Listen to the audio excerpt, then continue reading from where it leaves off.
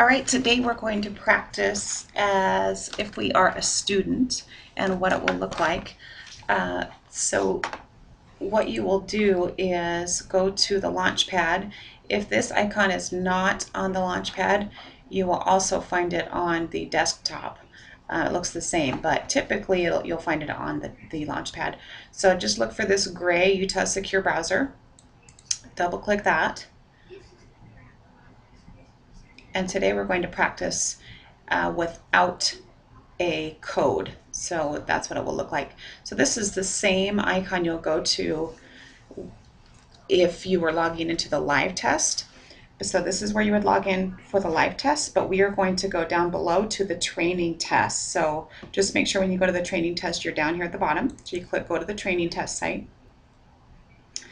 And then what you want to make sure is the check for the guest user is checked and guest session is checked so that you don't have to fill in either of those. And then you click sign in. You're going to select a grade, whatever grade you're in, and click yes. And then for now, since we're practicing writing, we're going to click writing. And then all of these can just stay the same for us, and we'll click select. All right, for here, just click start my test.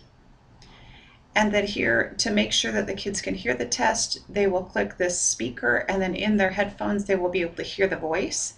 And if they do hear it, they say, yes, I did hear the voice. If not, make sure you adjust their headphones, and then when they do, click, yes, I heard the voice. And instead of going over any tools here, I would wait until you're within the test site itself, and then you can go over those. So click begin test now. Okay, and here we are within the test. So some of the tools, I would go over all of these tools and then let them begin playing around with the tools during the practice session that you're in. So one important new one is up here at the very top. It looks like what we're used to seeing as a settings tool. So at the very top, you click on that. The kids can now adjust their volume within the test. So that's kind of a neat little function. So they can click on that and they can lower or increase their volume during the test at any time, and then just click OK. So make sure you show them that so that during the test you don't have to be helping them with that at any time. And some of the things up along the top, a scoring guide, this is a rubric, and show them that so that if at any time they're wondering what they need to be doing, they can look at that and you could go through that together. This masking is as they're reading, and if they read something that they think, ooh, I don't think that's very important and I'd like to cover it up so that it doesn't distract me, they can do that. And then if they'd like to uncover it at any time, they just X out of that. To turn masking off, they just need to click the button again. Here's a dictionary, and dictionary is just what it sounds like. So any word that they want the meaning of, they just type it in, and then they have the meaning of the word. So that's kind of handy and new. Notes, they can write notes, and within their real test it would and is supposed to save them.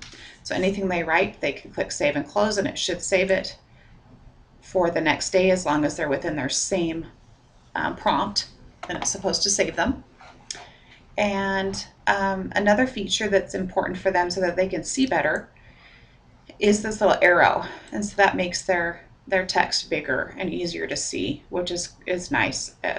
For anybody trying to read that, it's definitely too small. So, and then of course for them, they can zoom in and zoom out to make it a little bit bigger too. So that will help too. So show them those things, and then to make it smaller so when they're ready to write, they can hit the arrow again and do that. So once they have read all of their text over here and they're ready to write, then they're ready to click over here. So you can show them these tools, which most of them will be familiar with because it's typical editing tools. But okay, so we have a basic sentence here, and then you can show them these tools. So they can bold, they can italicize, they can underline. Okay, they can also indent. You can show them the indent tool.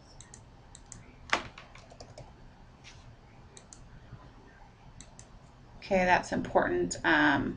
You can cut things out.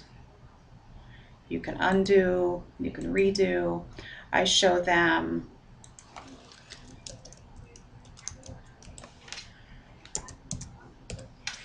the spell check.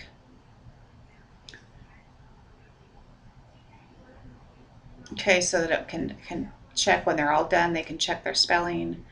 Um, so show them those tools so that they can, today is their day to try all of these tools. And then you don't have to worry about them wasting time on the day of the test messing with these tools.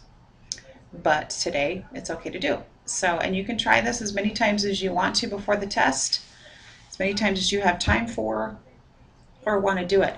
It is up to you whether you want them to actually write about this topic or if you just want them to do a free write where they're just using the tools, whatever you have time for. I have done it both ways, so it's completely up to you.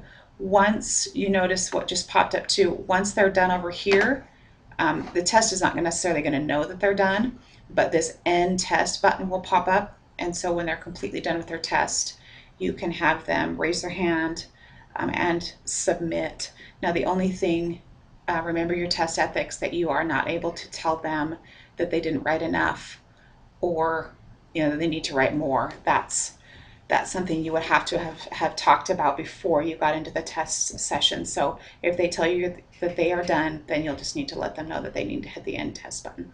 So they hit end test and they say yes, and they are done. Then they will hit submit test, and then they can log out. So that is the end of training. If you want them to train without any of the session IDs, and that's a pretty simple way to do that. So if you have any questions, please let me know. Thanks so much.